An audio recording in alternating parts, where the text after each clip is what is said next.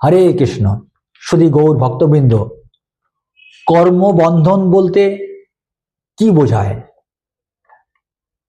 জীব এই জগতে বিভিন্ন প্রকারের জড় কামনা বাসনা নিয়ে কর্ম করে থাকে, কিন্তু সে তার প্রতিটি কৃতকর্মের ফল ভোগ করতে বাধ্য থাকে।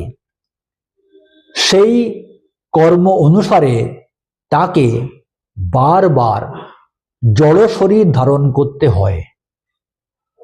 নতুন শরীরে সে নতুন কর্ম করে এবং ওইসব কর্মের ফল ভোগের জন্য আবার তাকে জন্মগ্রহণ করতে হয়।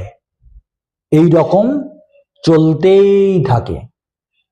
এইরূপ বদ্ধ অবস্থাকে বলা হয় কর্ম বন্ধন। হরে কৃষ্ণা।